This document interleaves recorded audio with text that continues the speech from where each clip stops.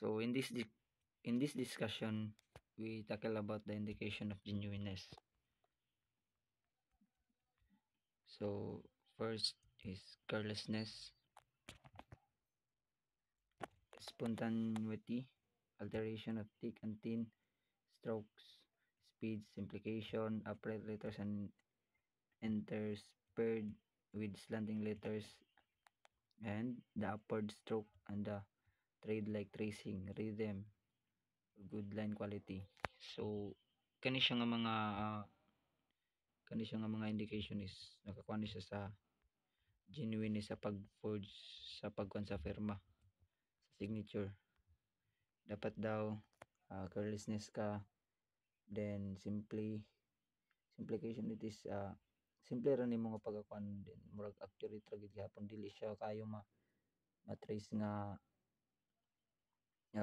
na forge kay gabi kay ka kuan ka accurate sa pirma. Then naay kuan dire good line quality variation, wa gi kibali mali sa kuan sa pagpirma nimo. Then suggested step in examination of signature.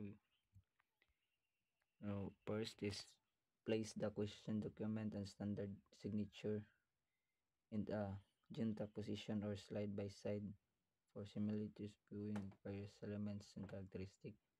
Number two, the first element to be considered is the handwriting movement or manner of the execution, which is slow, delivery, rapid, etc. The fundamental difference existing between a genuine signatures and almost perfect forgery in the manner of execution. So last is the second element examine is the quality of the line, presence of tremor, smooth, fluent station, defect in the line of quality and only appreciated when similitudes viewing is made. So muna yung mga step kung sa pag-examine sa signature kung forged ba or dili. So number 4, the examine begin the endless ending lines. They are very significant, determine whether the appearance blunt, club shape or tapered or vanishing. Number 5, design the structures of letters determining as to roundness, smoothness, angularity, and direction. Each individual has a different concept of letters design. So nakabandari kada daw each individual is naay konsepto kung saan pagkuhan sa letters or letter design. Number 6, look for the presence of retouching and or patching. So sa pag-examine sa signature, pag-examine sa signature dapat tanaw nimo kung naay retouching or patching. So number 7 is connecting strokes, slants. Tanawon sa nimo naay mga connecting strokes, slant ratio, size, kung accurate ba sa kuan pirma.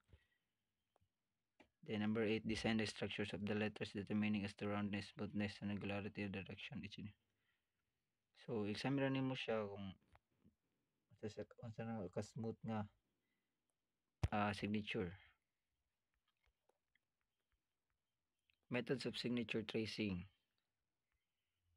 So dili na punta sa methods kung saan pag-trace sa signature. We have the carbon outline method. So kaning carbon outline method is i-insert ni siya sa document, then dito nimo matrace kung forged mo na siya gamit ang carbon outline. Number 2, indication process original document is placed over the false wonder it to be traced in letter, pen or pencil. Number 3, transmitted light process. So kanang transmitted light, kung mo naman kayo nga ginagamit yun para matrace ang signature, ang light is nasa ilaw mo gid, din ang original document is nasa taas. So popular methods of tracing of forging signatures, we have a freehand method whereby after careful practice replicate the signature by a freehand, although a difficult method to perfect this often produces trace over method. Sheet of paper containing the genuine signature is to place top of the paper where the forgery is required. The signature is traced over a fairing. And then, Moroto, thank you.